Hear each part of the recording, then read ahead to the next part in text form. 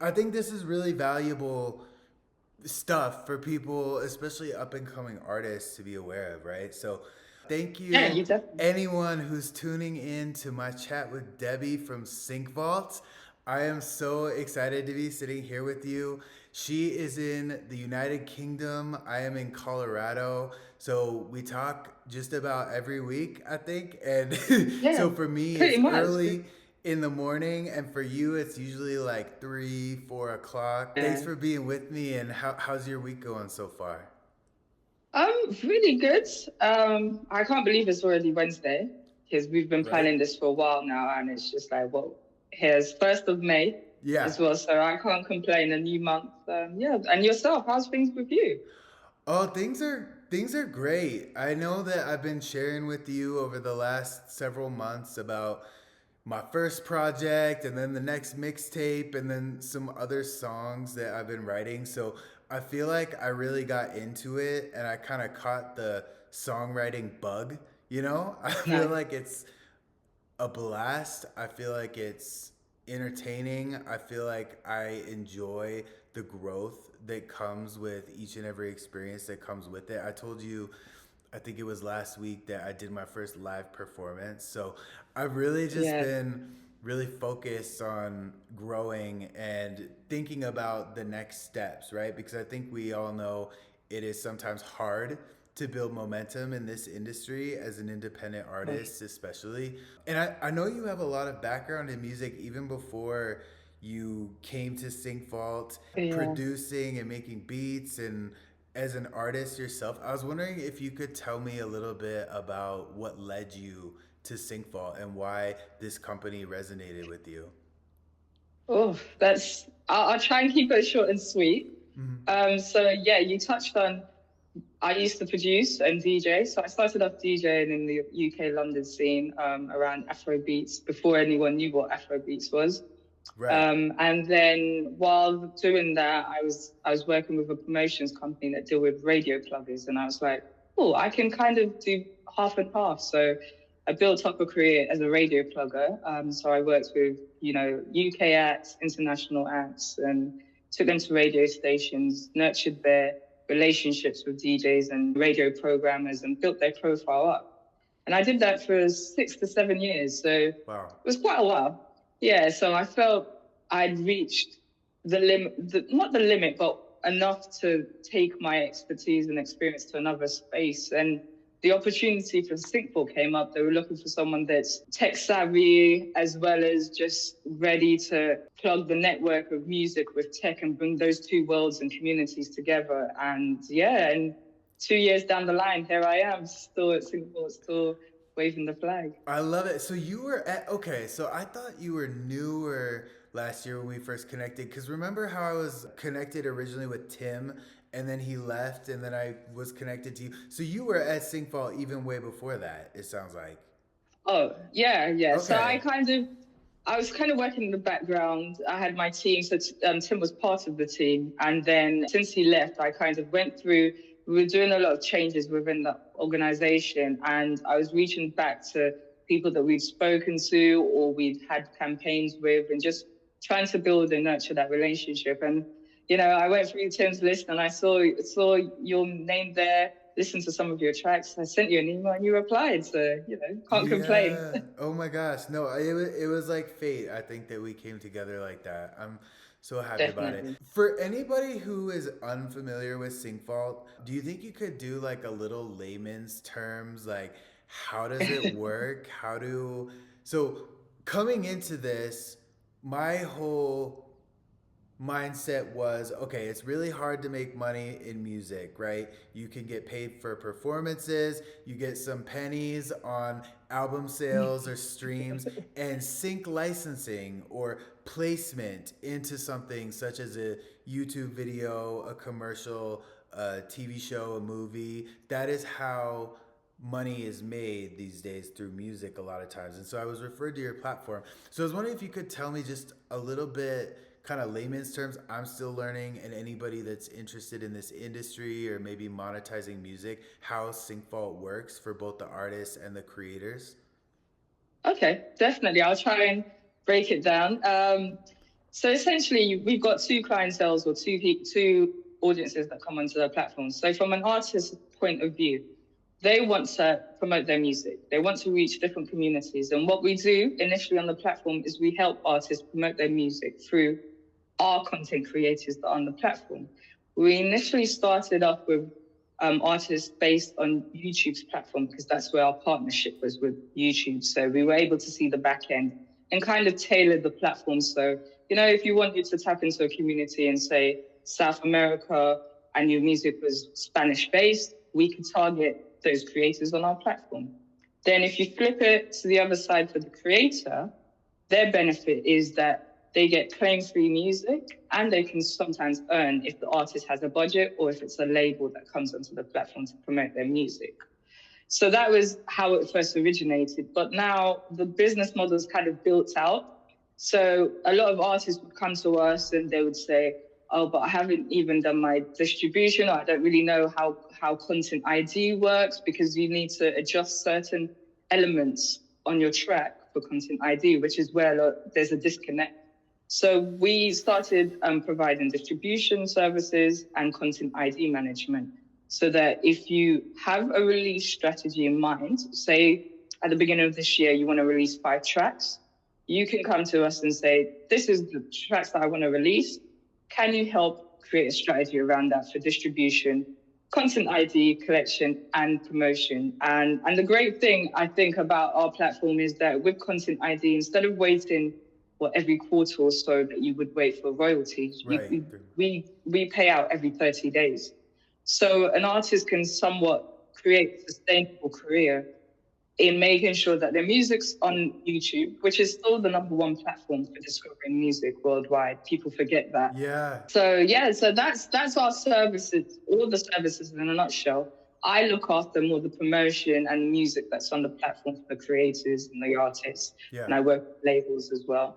And then my team member Marina deals with distribution and content ID. So yeah, we're kind of like a given a guiding post for artists, but also giving them advice as well, because we can give you the tools and we can give you some advice because our backgrounds are all in music. Like Marine is a producer and DJ. A lot of us within the team are musicians or producers as well. Yeah, well that's beautiful because you guys understand it, you've lived it, you love it. It's not just like Yeah. something where you're like, oh, I'm gonna do this. It's like you feel it in your soul. You've been there, you are there. You mentioned content ID, and I just kind of cringe a little bit, just because, Oh just no. because Oh no. of our experience. So, just in case nobody is familiar with my story around this and how I'm making music. So, basically, I am working primarily with the company in the United Kingdom as well on all of my beats, right? And they are beautiful beats. I am in love with almost everyone that I hear and I choose for my music. And I purchase, as a non exclusive beat, I purchased the rights to take the track outs, take the stems, sell the music, have Yeah. monetization rights in sometimes unlimited cases of monetization rights. But the one thing that has turned out to be the challenge is this whole content ID thing on a non exclusive beat. And that has been my challenge so far in monetizing through this platform.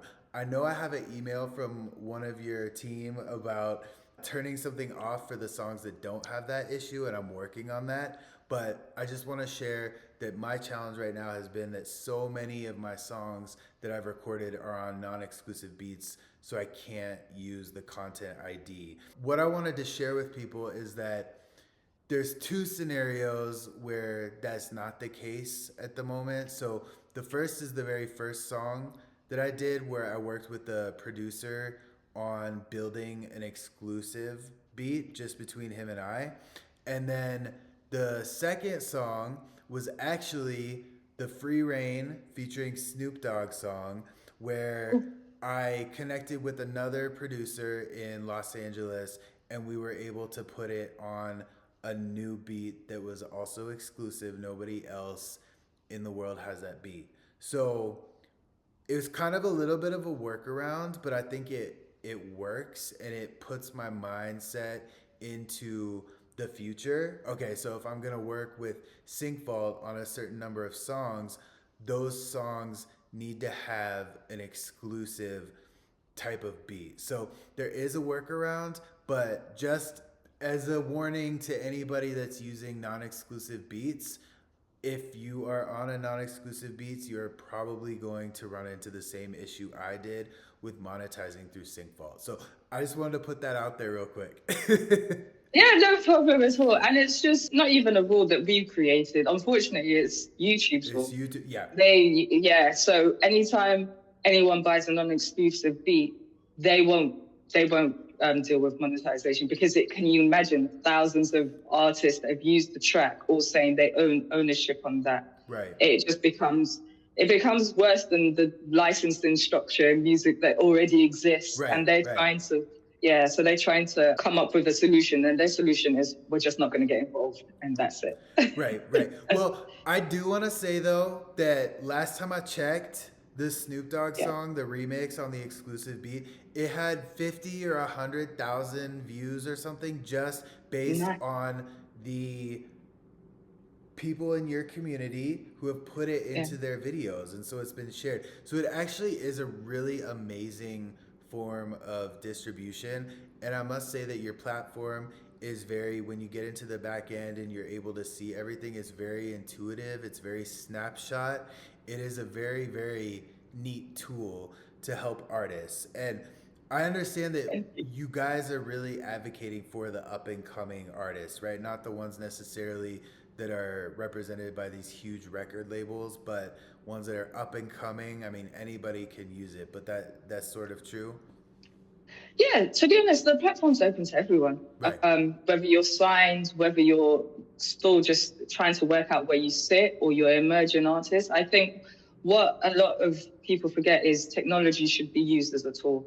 It shouldn't be used as what you solely rely on. And yes, the signed labels have that big engine behind them, but you've got tech that can help you, push you, and cut through that noise, which unfortunately, like, I'm not sure if it's gone up, but it's like 200,000 tracks every day get released. And that's a lot of music. Yeah. Yeah.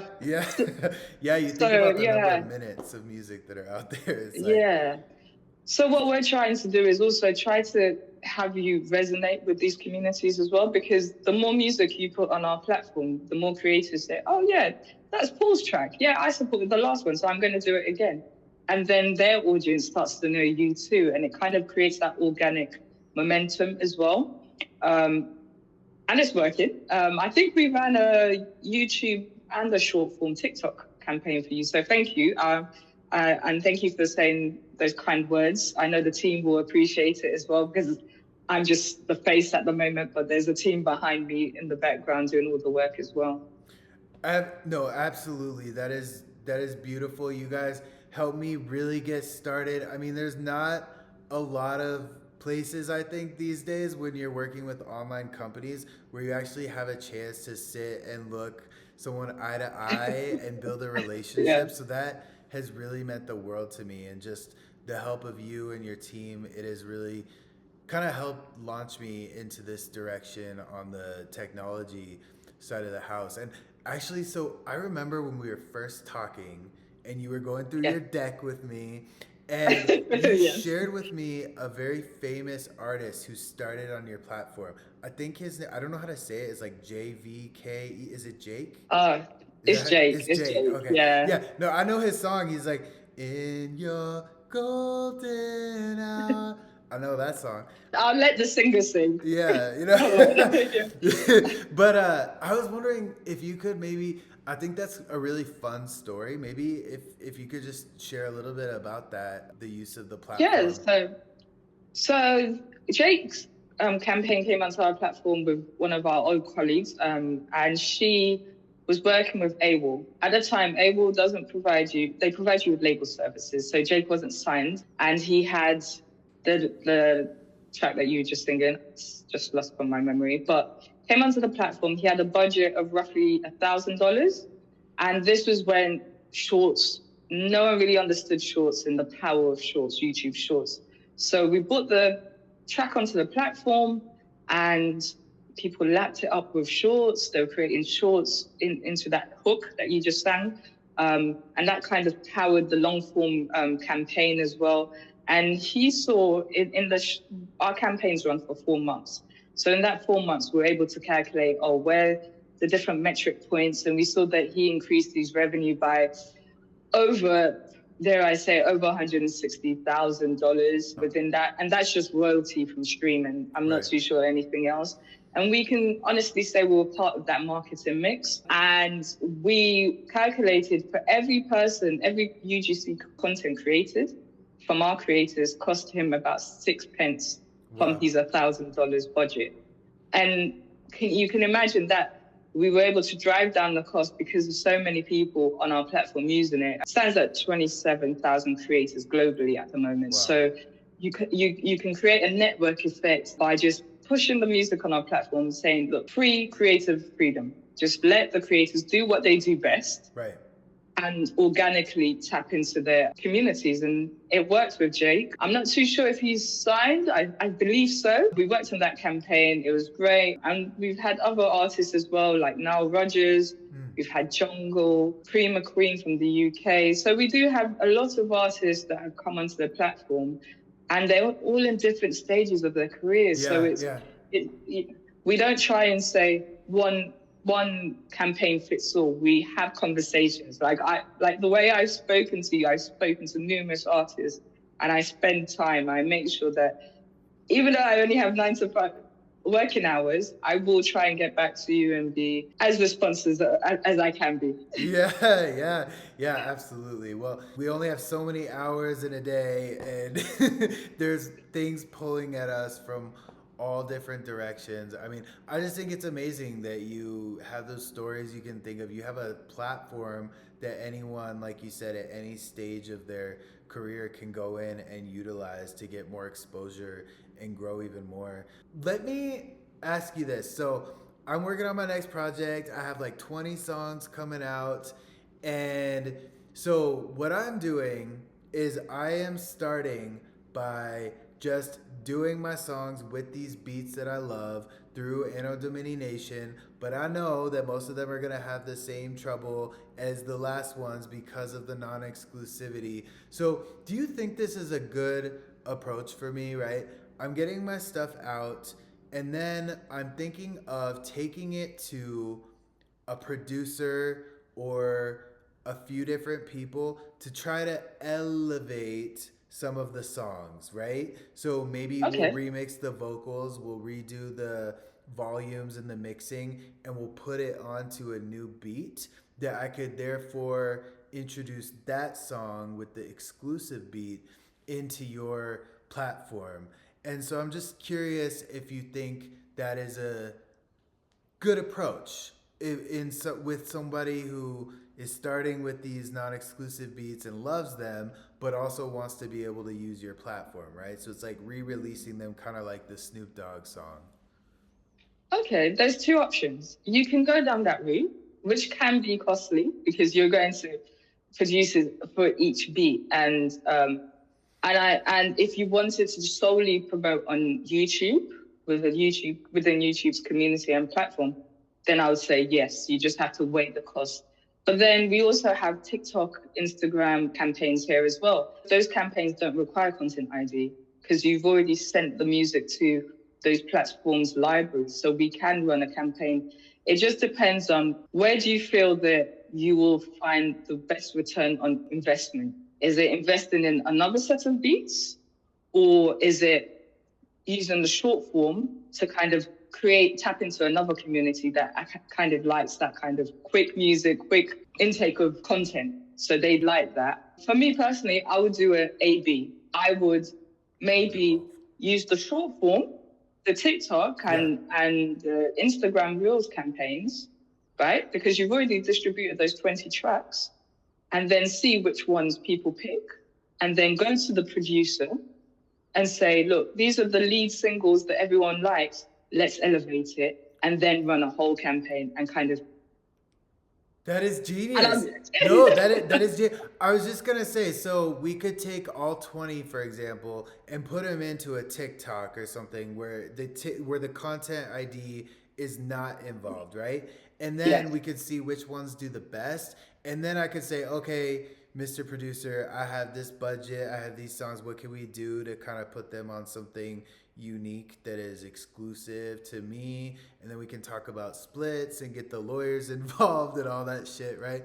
There you go. Yeah, we just created that now, we and just sometimes yeah, we just came up with that together. I love you see, it. to be honest, I think that's the great thing, and I'll say our friendship because I feel like over the past months now we've developed a friendship. Is Absolutely. that I've realized having these conversations is where you hash out the ideas. This is where you create these different points and metrics and understanding what exactly you want to achieve. Sometimes what I understand will happen in the back end, and then it comes into this nice, sweet middle ground, and Right, right. it's win-win for both sides. So yeah, Right, right. Because I can tell you where I'm coming from. You can tell me where you're coming from based on your experience and your knowledge of the platform. And then it's like, okay, this is where I'm coming from. This is where I want to go. Where is that middle ground? Like you're talking about. Yeah. And you get yeah. there. You get there by talking. You know, it's sometimes really hard to sort that out through an email or through a text message, No, right? So yeah, I agree. yeah. The one thing that this is a little outside of the scope of like what we do Okay. just a little bit, but after that, like let's bring it back and see what other things you want to ask me and like in regards to the campaigns and stuff. But I'm just curious if some artist wants to monetize, do sync licensing outside of SyncVault, right? So, but it's not in your purview either. So it's not YouTube, it's not TikTok, but say they want to put it into a motion picture or a TV show or a commercial, where would you recommend people start to look for opportunities like that? I get some emails. I've heard of this company called Music X-Ray, and the only reason I mention it is because I don't think it's a direct competitor of yours, right? It's not the YouTube thing. Just curious if you have any ideas for when people want to take their music to these large production companies and things like that.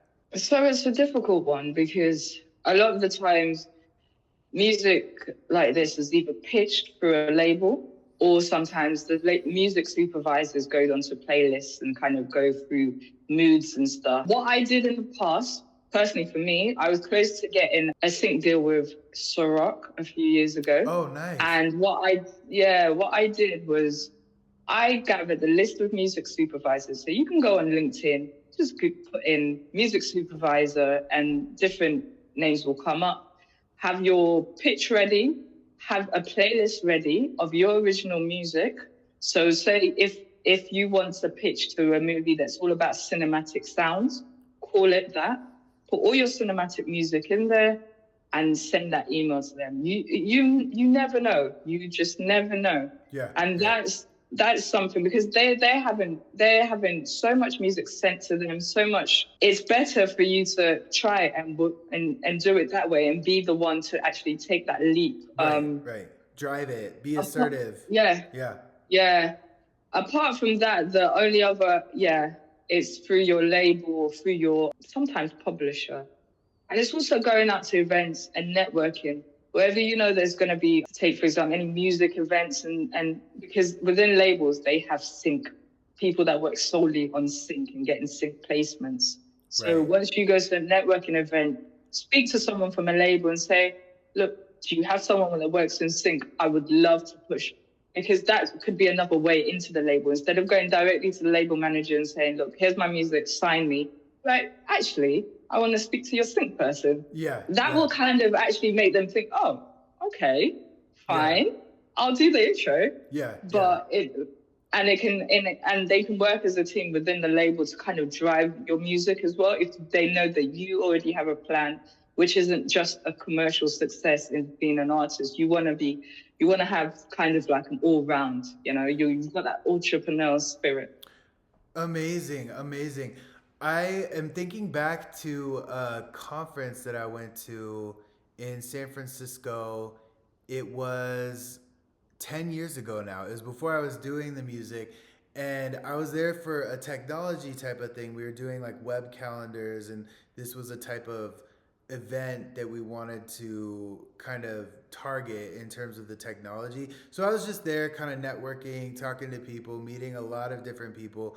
And I remember meeting this artist. You've probably heard of him. His name is Chameleonaire, and Oh he yeah, was he was talking about. I think it was. I can't even remember now, but it was the changes in the tech industry and the music industry and how it was kind of all coming together. I don't remember the exact topic, but it's something along those lines. And yeah, that just opened my mind when you start talking about networking with these people that might be in sync licensing, might be in the record labels, because I do have a list of all these record label contacts, but there's nothing like meeting somebody in person and being able to look them in the eyes, like connect on a human level. It does not compare the emails and the texts and all of that, even phone calls. Like, I think yeah, events like that is really, really a good advice for people. And just so you know, my mindset right now is kind of like I'm trying to create some type of a breakthrough moment, right?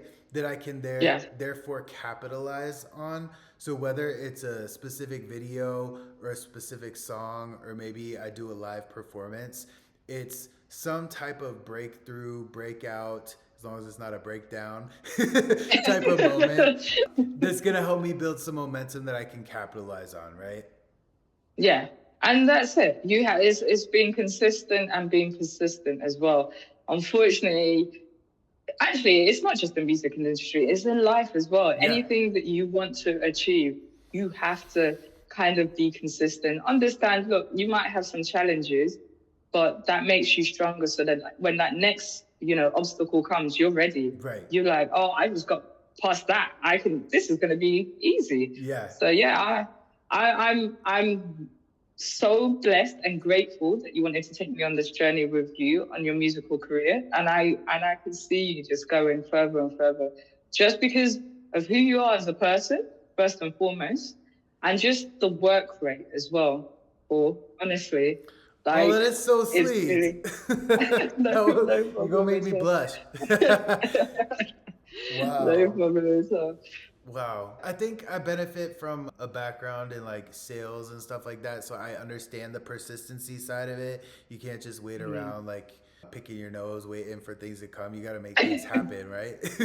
Yeah, so, um, literally.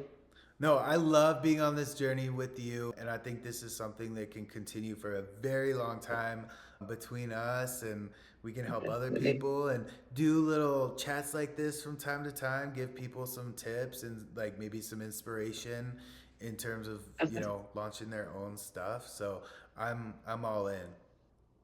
I'm definitely like it's actually quite refreshing as well, because now you're gonna upload this, Yeah. and instead we're having this conversation one on one, but it's gonna reach so many people, and it's almost like we create that network effect as well. And this is just us. This is literally how we have conversation Yeah, almost yeah. every other week. Yeah. You're right. Yeah, we're So not we're not it acting. This is just us. no, Yeah. literally. And Yeah. it's like, yeah, I'm looking forward to the different milestones you're going to achieve. And I want to come out and come and just visit Colorado and just see how things are.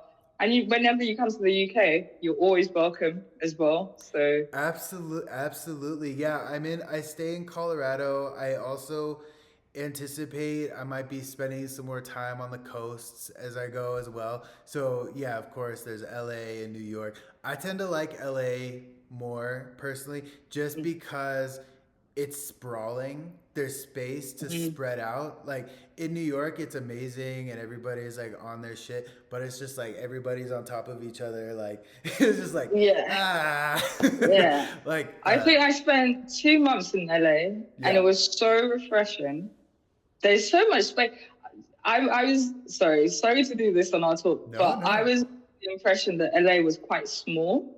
But then Oh, I went to like places like Santa Monica and all those areas, and I was just like, there is space. Like London's small. yeah, London's minute yeah, compared yeah. to, the amount of scenery, and it was just meeting different people, and it's very relaxed. Yes, there's some interesting parts of it, Right, like right. any world, but yeah, I'm imagining Colorado is similar in regards to space as well. Yeah, so I would say Colorado and like Denver Metro reminds me more of LA than it does Okay. of like New York or London or anything like that. Mm. There's a lot of, suburbs outside of Denver that are still a part of the metro area. I think Okay. also in LA, most people would agree you have to have a car there. You can't get on the tube, you can't get in the subway. Like you gotta have a Right. car in LA. It's kind of the same type of vibe here. And also, I do notice as I talk to people and go out, there's a lot of parallels between people here and people in Southern California, LA, San Diego. A lot of people go back and forth. I don't know why that Oh. is, or maybe I just run into them for some reason, but Yeah, yeah, you're attracting that energy towards you, maybe, yeah, maybe. yeah, That's quite interesting. yeah, Okay. yeah. Absolutely. Is there anything you wanted to like ask me that we didn't cover or anything you want to highlight? I did have some questions, but you literally covered them all. Okay. Okay, good. Yeah. So I was Good. like, oh, okay, it makes sense. I guess I'm looking forward to the next stage, the next part of the journey, and how we can help you in the promotion side and distribution as well. And yeah, and coming back online and speaking to people about what we've achieved as well. Yeah, yeah, absolutely.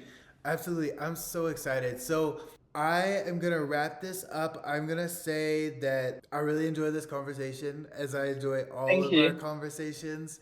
And I Likewise. think that we were able to kind of break it down in a way that's consumable because sometimes like we said you go online you read all this stuff and it's just like eyes blaze over, but when you have a conversation about it it makes it real and it makes it Yeah, tangible. So I think that we were able to talk about what we needed to talk about and hopefully provide some context for people who are either in this industry, getting into this industry, or just interested in the topic, right? definitely, Yeah. definitely. And I hope so. Thank you again for. Thank you, Debbie. We'll talk again soon. This is just number one. We'll have a number two and a number three coming up soon. Take care. Take care.